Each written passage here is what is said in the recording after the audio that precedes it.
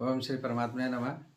मैं प्रोफेसर हृदय अवस्थी अपने परम पूज्य गुरु जी वेद मूर्ति तपोनिष्ठ गीता उपनिषद पुराण और धर्मशास्त्र के विशेषज्ञ प्रोफेसर पंडित भगवत शरण शुक्ल जी के साथ में आप सभी का Awasthi Ayurveda anatomy yoga and spirituality channel पर हार्दिक स्वागत करता हूँ। आज हम लोग गीता के 18वें अध्याय में सुख के ऊपर जो चर्चा है, सात्विक राजस तामस, उनके ऊपर गुरुजी सरल शब्दों में व्याख्यान करेंगे, जिससे हम लोग समझ सकें कि किस प्रकार का कौन सा सुख है और किस ओर हमको अभ्यास करना चाहिए। तो हम लोग चलते हैं गुरु जी की ओर। शांताकारं भुजगशयनं पद्मनाभं सुरेशं विश्वाधारं गगनसदृशं मेघवर्णं शुभांगं लक्ष्मीकान्तं कमलनयनं योगिभिर्ध्यानगम्यं वंदे विष्णुं भवभयहरं सर्वलोकैकनाथम्। इस चैनल से संबद्ध सभी विद्वद्गण, सभी जिज्ञासु छात्रवृंद, सहृदय सज्जनगण एवं इस चैनल के संस्थापक तथा प्रबंधक आचार्य हरिहृदय अवस्थी जी, हम लोग गीता ज्ञान यज्ञ के शुभ अवसर पर 18वें अध्याय में विचार कर रहे हैं, जिसमें आज सुख के तीनों स्वरूपों का राजस तामस, सात्विक राजस तामस तीनों पर चर्चा होगी। भगवान कहते हैं, सुखम त्विदानीं त्रिविधम श्रवण में भरतर्षभ अभ्यासाद् रमते यत्र दुःखान्तं च निगच्छति यत्तदग्रे विषमिव परिणामे मृतोपमम् तत्सुखम सात्विकम प्रोक्तमात्म बुद्धि प्रसादजम। 3 प्रकार के सुख भगवान ने बतलाया कि 3 प्रकार के सुख होते हैं। तो ऐसा सुख जिस सुख में साधक जो है भजन, ध्यान, सेवादि के अभ्यास में जब रमण करता है तो उस सुख के कारण उसका जितने उसके दुख होते सबका अंत हो जाता है। वो सुख जो है उत्तम सुख है, सात्विक सुख है। परंतु एक उसमें गड़बड़ी है। क्या गड़बड़ी है? जो पूर्व में तो उस सुख का जो स्वरूप है, उसका प्रारंभ स्वरूप वो दुखमय है। उसके ऊपर, उस सिद्धांत के ऊपर जब आप चलते हैं उस सुख को प्राप्त करने के लिए, तो पूर्व में वह आपको अत्यंत कठिन और दुख देने वाला दिखाई पड़ता है। यत् तदग्रे विषमिव, विष की तरह दिखाई पड़ता है। किंतु उसका परिणाम क्या होता है? परिणाम उसका अमृतोपमम, अमृत के समान परिणाम उसका होता है। जैसे अमृत व्यक्ति को अमर कर देता है, फिर उसको जीवन मरण का भय समाप्त हो जाता है, ऐसा वो सुख होता है। इसलिए उस सुख को भगवान ने कहा वो सात्विक सुख है। परंतु उस सुख से होता क्या है? भगवान कहते हैं आत्म बुद्धि प्रसादजम। वो आत्मा और बुद्धि को प्रसन्नता प्रदान करता है। आत्मा भी प्रसन्न होता है और बुद्धि भी प्रसन्न होती है। तो बुद्धि की प्रसन्नता का स्वरूप क्या है? कि बुद्धि की जो उत्तम विचार शक्ति है वो उसे प्राप्त हो जाती है। वस्तुतः क्या है कि हम लोग दुखी क्यों होते हैं? क्योंकि सुख से संबद्ध जो विषय हैं उनका सही चिंतन हमारी बुद्धि नहीं कर पाती है। तो हमारे द्वारा कुछ ऐसे कार्य होते हैं जिसके कारण हमें दुख प्राप्त होता है। किंतु अगर बुद्धि में वो ताकत है अपने विषय में विचार करने की, तो जितने कार्य उसके होंगे सब विचार पूर्वक होंगे। तो ऐसी अवस्था में हम उसी विषय को चुनेंगे सुख प्राप्त करने के लिए, जो भले ही पूर्व में कठिनता को उसमें दिखाई पड़ रही हो, क्योंकि उनका अंत अच्छा हो, परिणाम अच्छा हो, और वो उसका जो फिर जब सुख प्राप्त हो फिर दुख की स्थिति कभी न बने। ये उसका तात्पर्य भगवान यहाँ बतलाते हैं। क्योंकि यहाँ जो स्थिति क्या है सुख की विषय में, क्योंकि जब हम अनेक प्रकार के कर्मों को करते हैं, जब हम इंद्रियों का संयमन करते हैं, तो इंद्रियों के विषय से हम मन को हटाते हैं और इंद्रियों से ही तत्त विषय का भोग करने से हमें सुख प्राप्त होता है। तो इंद्रिय जन्य जो सुख है वो क्षणिक सुख है। क्यों क्षणिक सुख है? जब तक इंद्रियों का विषय के साथ संबंध है तभी तक सुख मिलेगा। इंद्रियों का विषय हटा, इंद्रियों से मिलने वाला सुख समाप्त। परंतु परमात्मा प्राप्ति का जो सुख है वही अमृतोपम सुख है, जो परमात्मा के प्राप्ति का, जिसको हम ज्ञान, वैराग्य, शम, दम, तितिक्षा आदि साधनों के द्वारा और उस परमात्मा तत्व के साक्षात्कार में हम अपने पूरे श्रम को झोंक देते हैं। तो वो जो श्रम होता है, उस श्रम में यद्यपि हमें शुरू में कष्ट होता है, किंतु जो श्रम का परिणाम हमें वो परमात्मा प्राप्ति या परमात्मा सदृश, परमात्मा प्राप्ति सदृश जो अखंड सुख की प्राप्ति होती है, वो सुख फिर कभी नष्ट नहीं होता है। इसलिए भगवान ने कहा कि परिणामे अमृतोपम और यत्तदग्रे विषमिव का तात्पर्य यही है। और इसलिए आत्मबुद्धि प्रसाद जब कभी तभी होगा जब आत्मज्ञान आपको होगा, और जब आत्मज्ञान होगा तो बुद्धि का वैशद्य जो बनेगा। तो इसलिए बुद्धि का वैशद्य होने के कारण वो जो प्रसन्नता बनेगी, उस प्रसन्नता से होने वाला जो सुख है फिर वो कभी नष्ट नहीं होता है। इसलिए इसको भगवान ने कहा कि ये सात्विक सुख है। अब राजस सुख की बात करते हैं। विषयेन्द्रिय संयोगाद यत्तदग्रे प्रतोपमम परिणामे विषमिव तत्सुखम राजसम स्मृतम। जब हम इंद्रियां और विषयों के संयोग से जो सुख को प्राप्त करते हैं, जिसकी चर्चा भी हमने किया, जैसे खूबसूरत कोई वस्तु है उसको हम देखते हैं, तो उस खूबसूरत वस्तु को देखने का आनंद तभी तक है जब वो वस्तु हमारे आंखों के सामने रहती है। वो वस्तु हटी नहीं, वो सुख भी उसके साथ से हट गया। इसी प्रकार कर्णेंद्रिय का सुख है, कोई मधुर आवाज हमको अपने तरफ खींचती है, हम उस तरफ बढ़ते चले जाते हैं। जब तक वो आवाज आती रहती है तब तक हमें सुख मिलता है, आवाज होना बंद, हमारा सुख समाप्त। इसी प्रकार कोई सुख स्पर्श कोई वस्तु है, तो जब तक स्पर्श उसका है तब तक आनंद है, वो वस्तु समाप्त होते स्पर्श समाप्त, और स्पर्श जन्य जो सुख है वही समाप्त। तात्पर्य यह है कि जितनी इंद्रियां हैं, प्रत्येक इंद्रियों के जो विषय हैं, वो विषय के और इंद्रियों के संयोग रहने तक ही वो सुख होता है। उसके बाद फिर वो सुख समाप्त हो जाता है।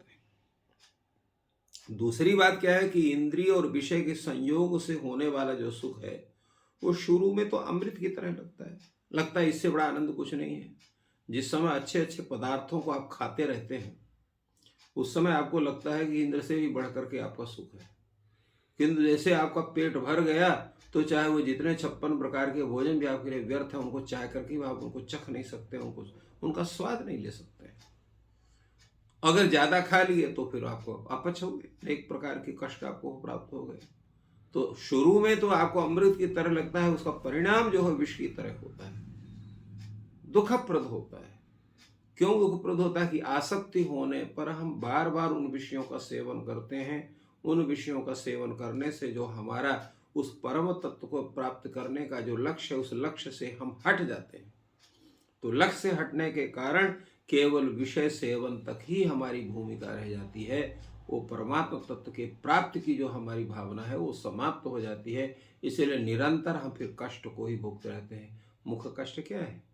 मुख्य कष्ट का है व्यक्ति का बारंबार उत्पन्न होना मरना, उत्पन्न होना मरना, तत्त योनि में जाना, तत्त योनि संबंधी कष्टों को प्राप्त करना, यही मुख्य है। इसलिए भगवान ने कहा कि परिणामे विषमिव, क्योंकि विषयेंद्रिय संयोग से जो प्राप्त होने वाला सुख है वो जब तक विषय और इंद्रियों का संबंध है तभी तक प्राप्त होता है। जहाँ संबंध वो समाप्त हुआ वो भी समाप्त हो गए। और फिर इसके बाद उसके लिए हम क्या करते हैं कि उन विषयों को सेवन करने के लिए हम दोनों तरीका अपनाते हैं। सही तरीका भी अपनाते हैं, गड़बड़ तरीका भी अपनाते हैं। तो जो गड़बड़ तरीका अपनाएंगे, सही तरीका, तो दोनों के या तो पुण्य होगा या तो पाप होगा। तो पुण्य और पाप का फल हमको भोगना ही पड़ेगा। इसलिए भगवान ने कहा यह सुख जो है वो राजस सुख है, वो सही सुख नहीं है। इस तरह से भगवान ने इसकी जो है कल्पना की।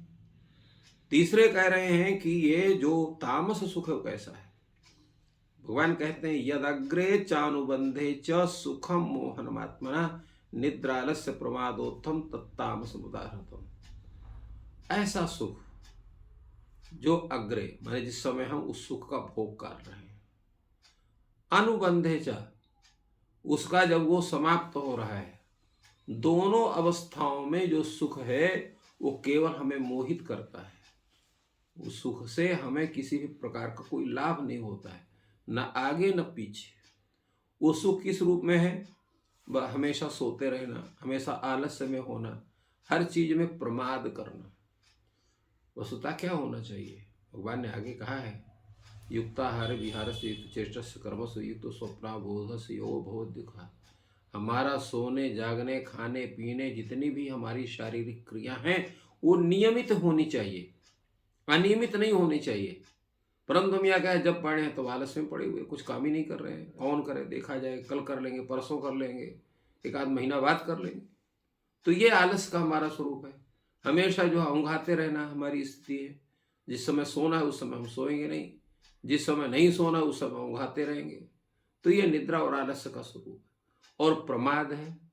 प्रमाद का तात्पर्य है कि उस कार्य को हम करना चाहते हैं परंतु करते नहीं है, इसको छोड़ देते हैं आगे अगले दिन के लिए, अगले समय के लिए। तो ये जो निद्रा से, आलस्य से, प्रमाद से जो हमें सुख प्राप्त होता है, जो केवल मोह को प्रदान करता है, जिसका भोग काल में भी बहुत आनंद नहीं है, जो परिणाम में भी उसका जो है आनंद नहीं है, केवल हम उसको मोह के कारण हम उसको अपनाए हुए हैं, जबरदस्ती उसको पकड़े हुए हैं, ऐसा जो सुख है उसको भगवान कहते हैं ये तामस सुख है। दूसरी एक बात भगवान इसमें कहते हैं, जो कहा सुखम मोहनम आत्मना। ये आत्मा को मोह का तात्पर्य क्या होता है? तो आत्मा का मोह का तात्पर्य है कि मोह होने से व्यक्ति का विवेक जो है, विचार शक्ति, वो विचार शक्ति जो है वो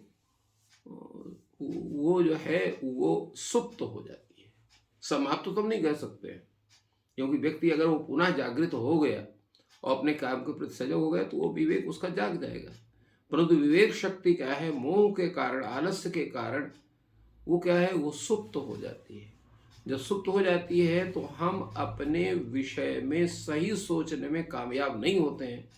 तो इसलिए हमारा अज्ञान और आसक्ति बस होने के कारण हम कहीं झूठ बोलते हैं, कहीं कपट करते हैं, कहीं हिंसा करते हैं, कहीं चोरी करते हैं, कहीं व्यभिचार करते हैं। तो आदि आदि अनेक प्रकार के होने वाले जो हमारे गलत कार्य हैं, पाप कर्म हैं, वो हमें फिर क्या करते हैं, विभिन्न नरक योनियों को प्राप्त कराते हैं और इस तरह से हम नाना योनियों में भटकते रहते हैं।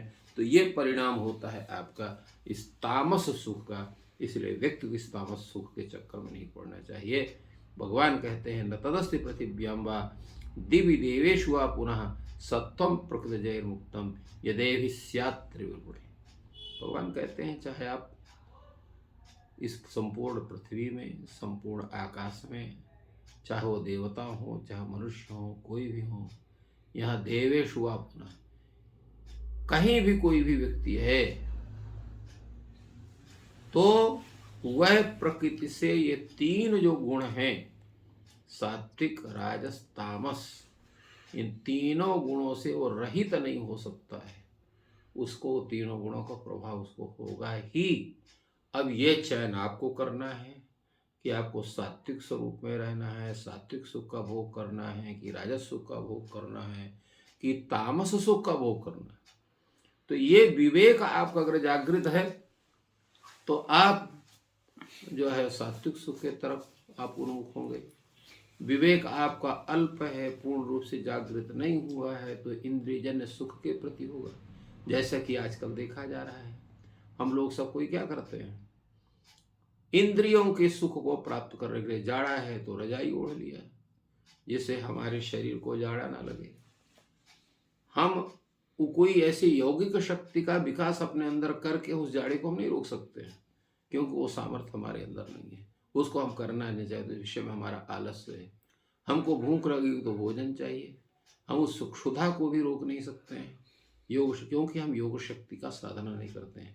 योग शक्ति में सामर्थ्य इस तरह से होता है, पहले के ऋषि जो कहते हैं हजारों वर्ष तक उन्होंने पत्ते खा के व्यतीत कर दिया, वायु पी करके उन्होंने, उसका मुख्य कारण क्या था? यौगिक शक्ति से व्यक्ति योग साधना से अपने शरीर के अंदर ही इतनी ऊर्जा वो उत्पन्न कर देता था कि बाहर से उसको ऊर्जा लेने की आवश्यकता नहीं पड़ती थी। इसलिए वो उतने दिन तक वो साधना करते हुए वो होता है। उसका कारण क्या है? हम लोग जब अध्ययन करते थे तो गुरु जी कहते थे कि सबसे कम आवश्यकताएं रखो। क्यों? आवश्यकता आपकी अधिक होगी तो आप समय इधर उधर दोगे तो पढ़ोगे कब? वो कहते हैं जब भी कम करो, कल मरे भगवान का नाम लो, संध्या खाली करिए, भगवान का थोड़ा सा पूजा कर लिया और इसके बाद दिन भर पढ़ाई करिए, लिखाई करिए, अन्य चीज़ों को सीखिए, लोगों को सत्संग करिए, लोगों से, विद्वानों से, संतों से, उनको सुनिए। तो बहुपठ बहुश्रुत जो होगा वही विद्वान होता है। तो इसलिए उसमें दृष्टि खुलती है। आप एक प्रवचन किसी का सुनते हैं तो उसके सुनने से आपके हजारों पृष्ठ पढ़ने से अधिक आपको ज्ञान हो जाता है। तो ये सत्संग का प्रभाव होता है। इसलिए भगवान ने कहा ये संपूर्ण संसार, चाहे वो पृथ्वी हो, चाहे आकाश हो, चाहे पाताल हो, चाहे देवता हो, चाहे मनुष्य हो, कोई भी हो, संसार का ऐसा कोई प्राणी नहीं है, कोई जीव नहीं है जो इन 3 गुणों से मुक्त हो। कारण क्या है? ये प्रकृति त्रिगुणात्मिका है।